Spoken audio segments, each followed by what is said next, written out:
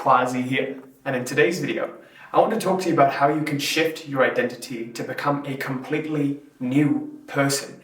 And we're also going to get deep down into what identity shifting is and why this is probably the single most important thing you can do to be a conscious creator of your life, and why the very fact that you're stuck in certain areas of your life really means that there's an identity block. By the end of this video, you're going to learn how I became a completely new person, how you can become a completely new person, and as a result experience a life that is completely different in quality to the one that you've been experiencing up until this point. So make sure you stick around to the very end of this video because we're going to get real deep in this one.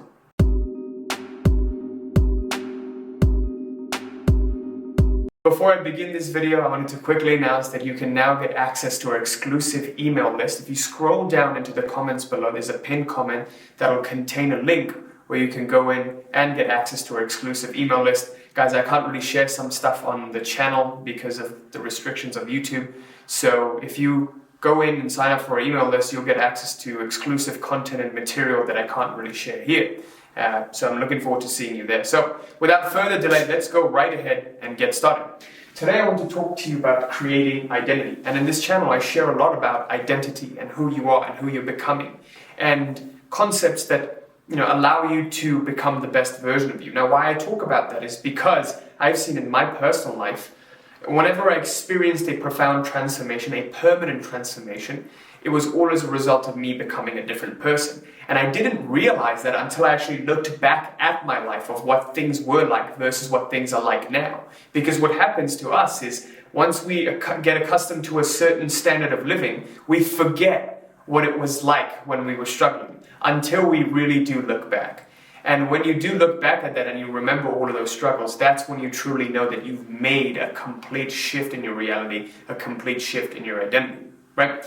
So I talk about this stuff because I've seen in my personal life, my biggest frustrations were trying out all of the gimmicky things like trying out a new business strategy, trying out a technique or a tactic or a mindset hack or some NLP or some hypnosis. And with all of those things, you get results. They're all great, but they never give you a permanent result. Right? You never get something that's longer lasting.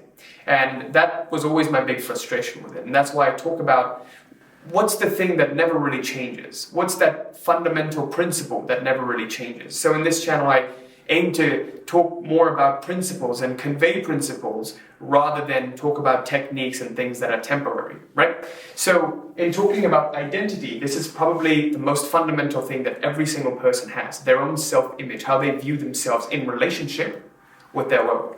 And how you view yourself in relationship with your world dictates what kind of life you're experiencing, what kind of things you're seeing around you, okay? And we're going to get more into why this is. But first of all, I want you to realize that the biggest problem is that most people experience the same cycles of failure or the same cycles, the same undesirable cycles in their lives because their internal world, which is what we call our identity, remains unchanged. They keep doing different things, they keep trying different things, and they keep wanting different things, but who they are fundamentally remains unchanged. Now, what happens is the mirror of reality and how we're going to explore reality from this moment forward, we're going to refer to it as a mirror, okay? Now this mirror has two sides. The first side of the mirror is the side that you present the image with, and there's the other side that contains the reflection. So this is, it'll be more accurate to draw it like this. So there's a side that contains the reflection, this is the boundary, let's say, reflection, and there's a side that contains the image. Now, the image is what you present to this mirror, okay? You're presenting an image to this mirror and the mirror is reflecting it. The reflection is what you're seeing, material, what you have, the wealth you have, the relationships that you have, all of those things that you have in your life, the having, the doing, they're all reflections. The image is the attitudes, the internal world, the thoughts, the feelings that you cultivate, that you entertain on a predominant basis. So what you're presenting to this mirror is your internal world, and it's reflecting your external world.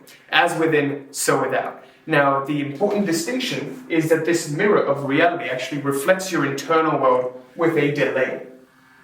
This is very crucial. Please keep this in mind and never forget it.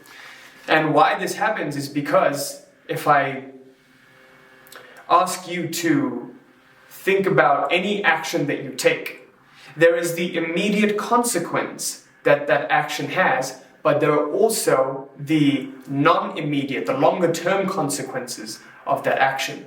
So for example, if today I make this video, it might lead to me getting more clients today, or a year from now, a lot more people could view this video and more clients would come in from this video, right? So there is the immediate consequence, the first order consequence, and the second order, third order, fourth order consequences, right? So there are always these consequences that happen as a result of any action, and not all of them are immediate.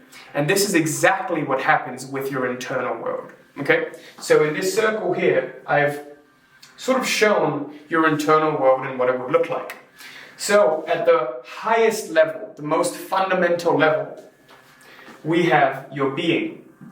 This is solely the image which you present to the mirror, right? Who you are. Now what happens is, as a consequence of your state of being, certain actions follow, okay? Your doing comes as a result of who you're being. And as a result of this doing, certain things, certain consequences, certain having follows, right? So, being leads to doing, which inevitably leads to what you have. Now here's the problem. Most people operate from the same place of being and they force something different in order to have something. But guess what? This never lasts because your being ultimately influences your doing. So they can keep doing something, but if it's not naturally inclined to them, they will burn themselves out and stop doing it. So to give you an example of this, let's say you're someone who is resistant to cold calling. Let's say you want to become a salesperson, right? Maybe you want to sell for a company, you want to sell their consulting services, or you want to sell for real estate, whatever, right? Let's say you're a salesman and you want to become a salesman. But the problem is you're someone who is resistant to selling. So number one, you're resistant. Your state of being right now is, oh no, I'm not a salesperson, but you want to sell. Your desire and your being are not in line. So let's say you're too resistant to doing cold calls, and it's painful for you to do cold calls. There's a lot of resistance that comes up at the very thought of doing cold calls, which is the action, right? Doing cold calls or doing. Now, what happens is you keep staying in this resistance until the pain gets too strong. When the pain gets too strong, it then makes you act. So, once the pain gets too strong, you now make a decision to act. Pain, doing. But bear in mind, who you are hasn't changed. You're still this resistant person who's resistant to doing cold calls, but now you're forcing this action from a place of resistance, right? And then what happens is it feels completely unnatural. Because it's almost like you're acting against yourself. At first it feels completely unnatural, right? You're resistant, you're not someone who's a salesperson, but you want to do sales, and then you force yourself to do it. Pain, pain, pain, I don't want to do this. And then when you do it, it's like, this is really unnatural, I don't want to do this. And so for the first few calls that you do, maybe 100, 200, 300, 400, whatever, cold calls that you do, it feels completely unnatural. Until, at a certain point, it does become natural, it becomes a habit. And you start to see yourself as a salesperson. So the point at which it becomes natural, from unnatural to natural, is the point at which your place of being changes. When your being aligns with that doing that you have, then it becomes natural. And then you have. So for most people, what they're doing and who they're being is not congruent. That's the problem. So on the counter, you might be thinking, well, Kwazi, what's the necessity then of being someone different if I just do the right things, right? So let's explore this counter argument of You don't need to be. Simply do something different. Simply do the right things, right? Because it's a completely valid argument. Like if you were to get into a car, you don't have to be a person that's a driver. You don't have to be in the being state of a driver. You can just do the right things by turning on the ignition and putting your foot on the pedal and driving the car, right? So in that example, you can do what's necessary and still get the results, still get the having without being a driver. But here's the problem with that. Let's say you're driving somewhere and you don't feel comfortable as a driver. You don't really feel as though you're a driver. That beingness of the driver isn't there. So at every single turn, you're going to be doubting yourself and you're going to be hyper alert, too much alert, to the point where you're going to end up sabotaging yourself. You're going to start overcorrecting for things, right? So imagine driving a car and you're just not comfortable at all. You're just excessively turning on every single turn and excessively careful, and you just can't let go. Imagine how much mental energy this would drain for you to just go from point A to point B. This is exactly what's happening for most people in this unnatural process. Why they can't ease into who they need to be in order to get what they want, right?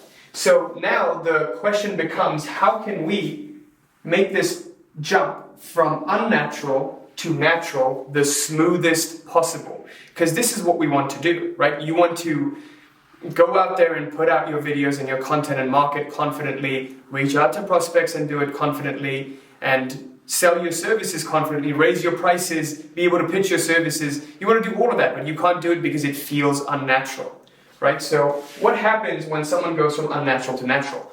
In the unconscious process, what happens is this pain drives you to doing something you don't want to do, right? So you fight against yourself to do it. And it doesn't have to be this hard. There's an easier way, a smoother way to do this. And this is how you consciously craft who it is you're wanting to become. So let's get right to that. How to make this shift conscious and how to make this shift natural.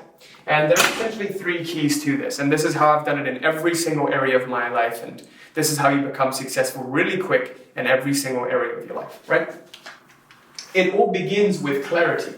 First of all, you've got to get clear on what it is you actually want, why it is you want it, and who it is you've got to become to achieve it.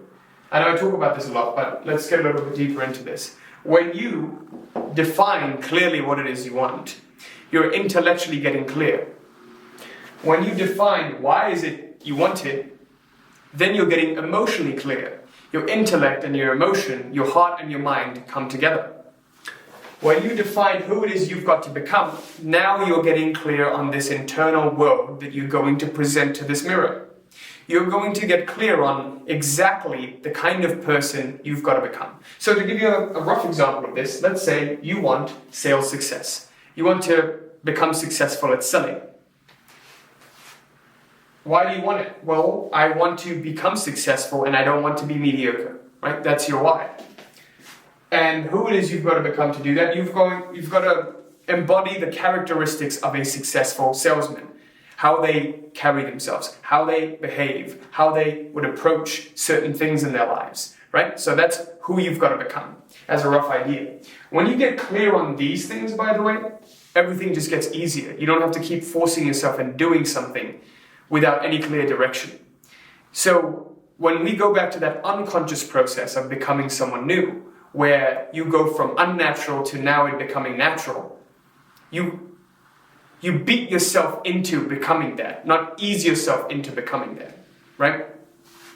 This is an ease yourself to becoming that because of step number 2. And step number 2 is whenever you go forward in this journey and you are encountered with all of the doubts and all of the fears of, oh, maybe I wasn't meant to be a salesperson. Oh, maybe, I wasn't meant to do this. You've got to suspend your disbelief and follow your curiosity. So what does this mean exactly? Let all of the doubts, let all of the fears come up and be there. Right? This is the subtle difference that allows you to go from battling to allowing, from resisting to allowing. When you allow the fears and doubts and the resistances even to be there, you don't resist the resistance. Imagine resisting the resistance. You feel bad and you feel bad about feeling bad. That takes infinitely more energy than just feeling bad and allowing yourself to feel bad in the moment, right? Life would be much easier if you felt bad and you let yourself feel bad without fighting it. So whatever disbelief you might have about this field, which is completely natural because you're going against this conditioned self that's been so strong, let those be there. And simply follow your curiosity. So you might have certain doubts on, oh, how do I know I'm going to make it on this? I've done so much. How much do I have to do to know that I made it? Get a benchmark for, your field. For my field, if you do 30 calls and you don't get any closes, then there's a problem, right? Then we've got to really diagnose it. But you can't make a judgment before 30 calls. You have to reserve all judgment up until 30 calls. So if you're someone who's in real estate or something, maybe it's 100 cold calls and you haven't gotten an appointment in 100 cold calls, then there's a problem. But reserve your judgment up until the 100 cold calls that you do, or however many number it is. So find a benchmark and reserve judgment. I guess this will be my third. Reserve judgment until a time period, until a certain time period, before you make any conclusions about this isn't working, I shouldn't be doing this. Find a clear-cut metric for it, okay? That's number 2. And number 3, this is the part where we ease ourselves and create and consolidate this new identity, which is rewarding your successes and allowing failures, right? I talked about this a little bit. But what happens when you reward your successes, when you initially get started off in a field where you don't feel that, oh, this isn't really natural for me, I shouldn't be doing this, I've never done this, your mind will always naturally go to failure, right? Because your initial assumption is, I'm not good enough for this. I'm not good enough for this. Let's look for proof of where I'm not good enough. See, I just got a failure. This proves to me that I'm not good enough. That's why we're suspending our disbelief, right? See what suspending your disbelief does? It makes you say, okay, wait a second. This might not have been good enough, and that might not have been good enough, but I'm still not 100% sure. I can't make a full conclusion yet, right? I can't make a conclusion that this doesn't work yet. I can't declare that I'll be unsuccessful with this just yet. Do you see what I mean? So when you start to reward your successes, you're actually grounding this new what that you've defined, or new who that you've defined. If you've defined yourself as a successful salesperson, and every time you get a new appointment or a new sale, you say, wait, I am becoming a successful salesperson. Oh my God, it's working. Then this new identity that was once a hollow form now starts to get slowly consolidated, slowly grounded and rooted in reality.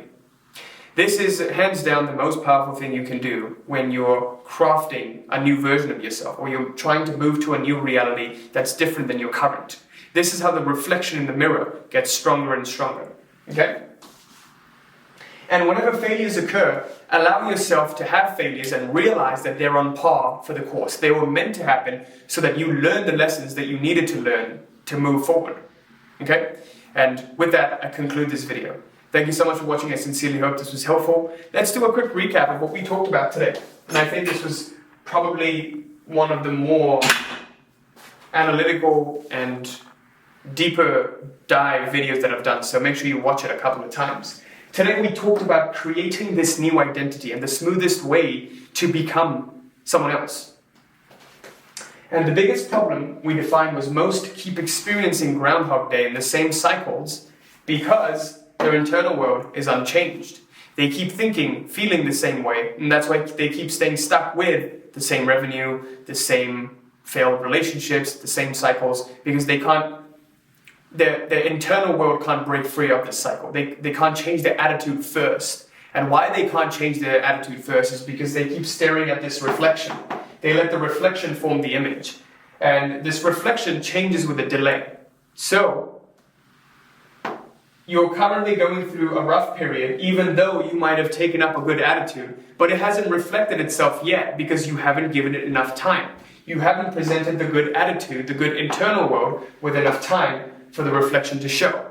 Okay? So what you do is you get disheartened and you're like, oh man, I'm still stuck. See, I tried all of this stuff and I'm still stuck. So now your attitude changes to stuck. And reality starts to reflect stuckness even more, right? So this mirror of reality reflects your internal world with a delay.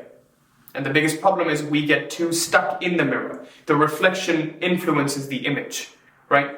You're relying on the mirror to smile first so that you can smile, instead of you being independent of the mirror. Please see this.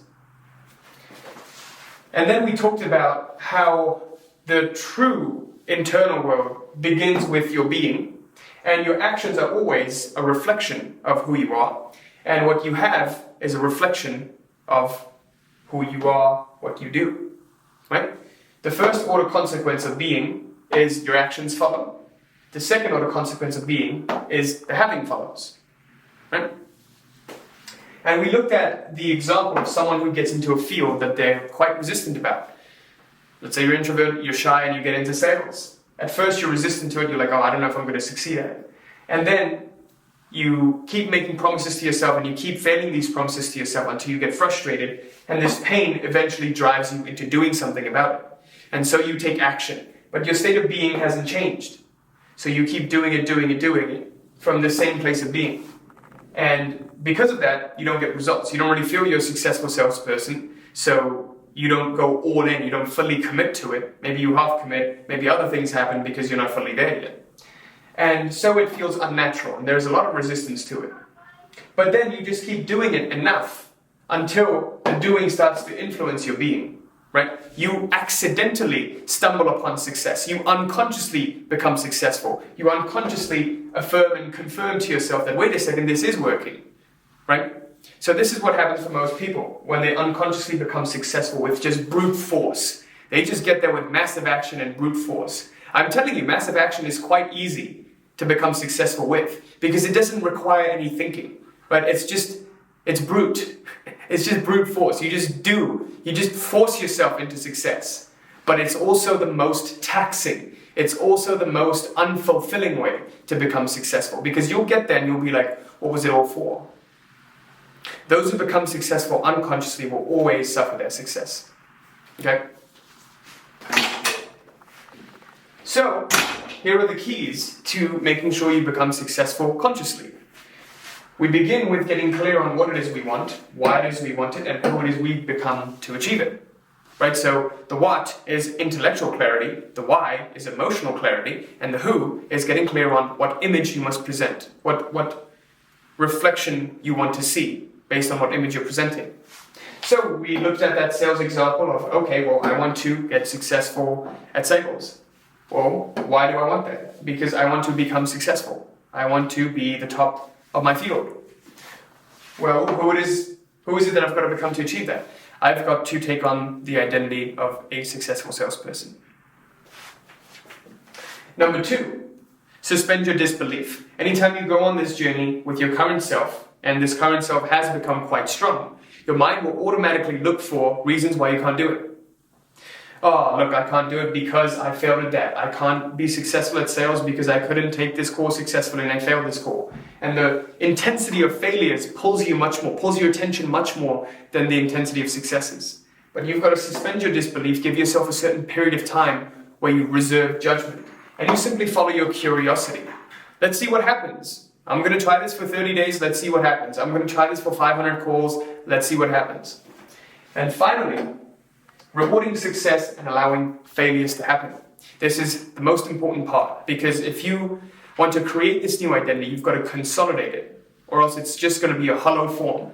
And whenever you get any tiny ounce of success, you just massively reward it. What happens is you're showing to yourself, wait a second, I can be successful at this. I now have a reference experience to draw upon to prove to myself that I am successful.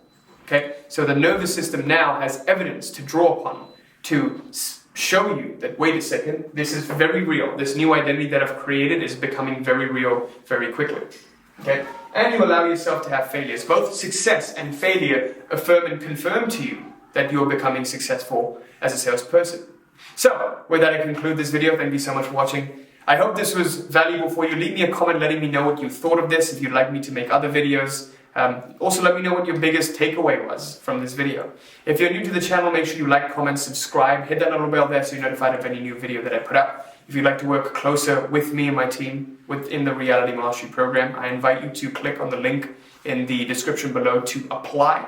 Now, who we typically work with are people who are entrepreneurs who want to scale up their businesses, have a more fulfilling life, enjoy their businesses, love it without fighting against themselves every single day. And what they're seeing is they've tried all the tactics and strategies and they haven't really worked. The whole time the problem was them.